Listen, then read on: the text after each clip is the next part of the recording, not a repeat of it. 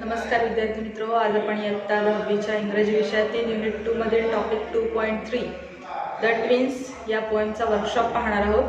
त्यापैकी question number 1, rewrite putting the mistakes in the speaker's life in their proper order. Sentences दिलेले आहेत. A, he got beaten up often at school. B, the speaker's bride became his brother's wife.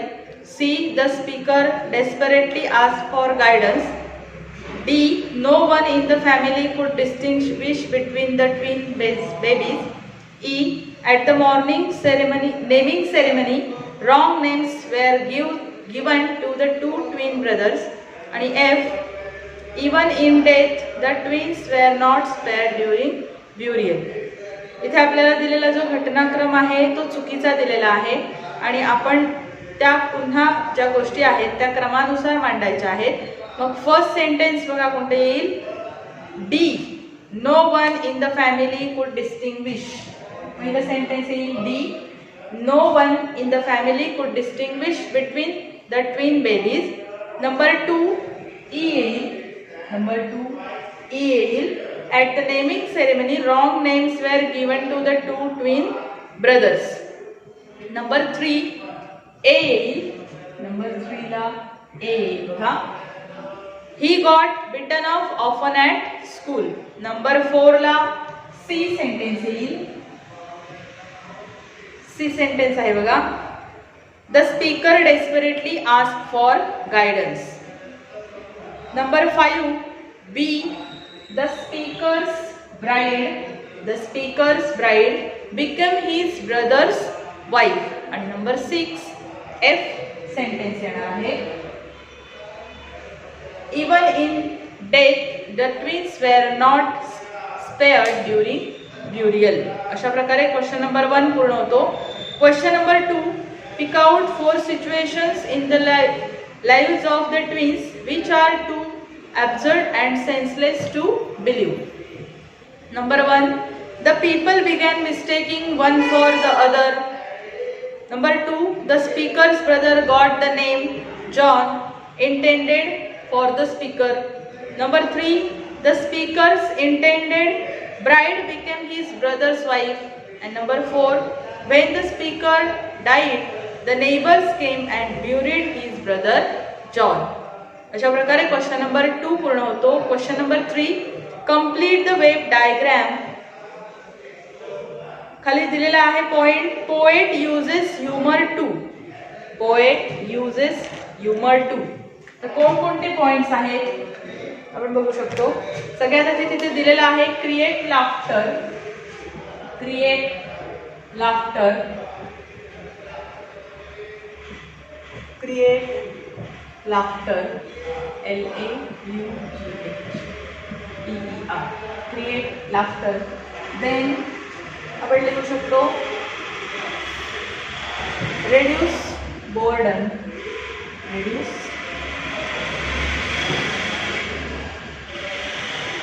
burden.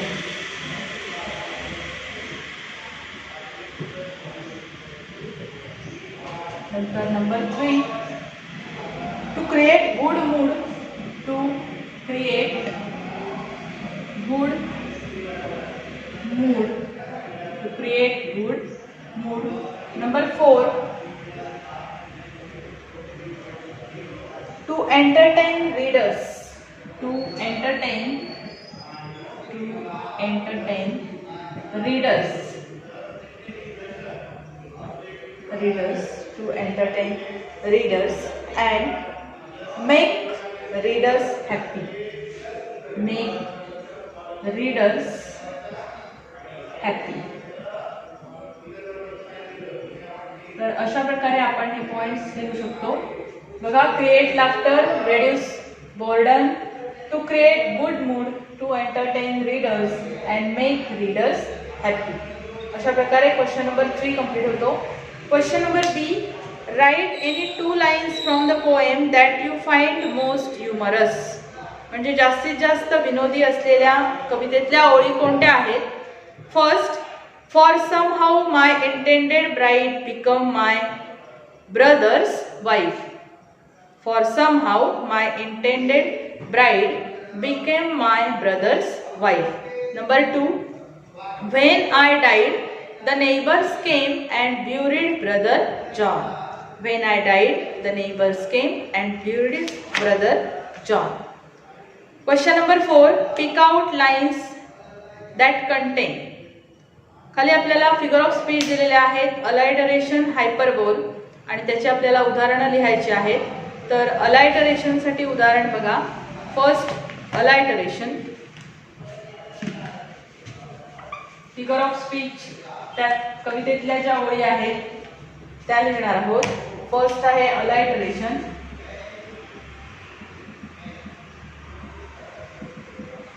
त्यासाठी उदाहरण लिहायचं आहे आपल्याला.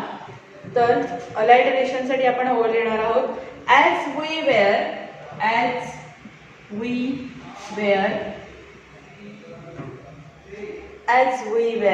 being washed by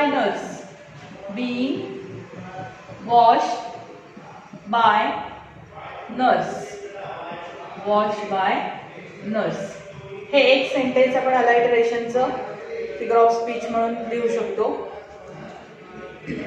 कारण याच्यामध्ये बघा वी वेअर हा जो डब्ल्यूचा साऊंड आहे तो रिपीट झालेला आहे, त्यामुळे आपण हे अलायटरेशनचं उदाहरण म्हणून लिहिलेलं आहे. त्यानंतर दुसरा आहे हायपरबोल.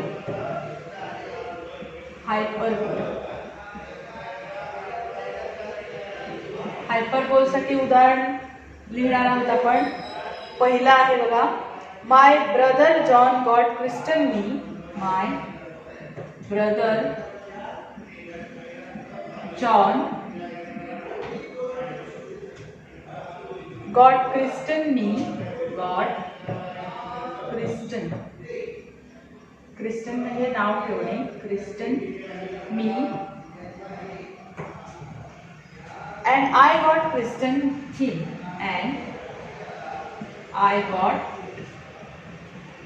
Christen him. अशा प्रकारे हायपरबोलचं हे एक उदाहरण देता येईल आपल्याला. आणि कवितेतली जी शेवटची ओळ आहे ती म्हणजे and when I died the neighbours came and buried brother John. ही जी लाईन आहे ती सुद्धा हायपरबोल याचंच उदाहरण आहे, हे लक्षात घ्या. Question number 5, pick out from the poem sets of words that generally go together. म्हणजेच याच्यामध्ये आपल्याला आपण जे पहिल्या ह्याच्यामध्ये कोलोकेशन्स बघितलेले होते, म्हणजे जे ग्रुप ऑफ वर्ड्स बघितलेले होते, टुगेदर अँड ऑक्युअर टुगेदर, तर त्याची उदाहरणं लिहायची आहेत. म्हणजेच शब्दांचा संच कसा लिहायचा. फॉर एक्झाम्पल किथ अँड किन इथे दिलेला आहे. मग आपण काय लिहू शकतो बघा.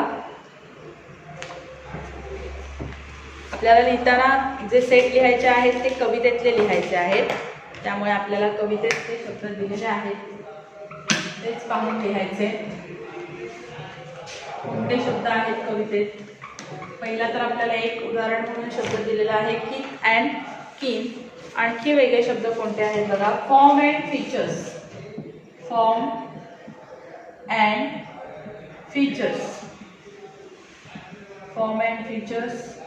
Number 2, domestic life.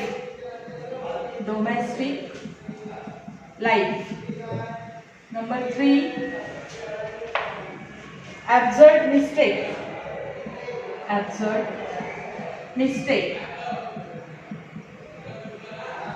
Number 4, get flogged.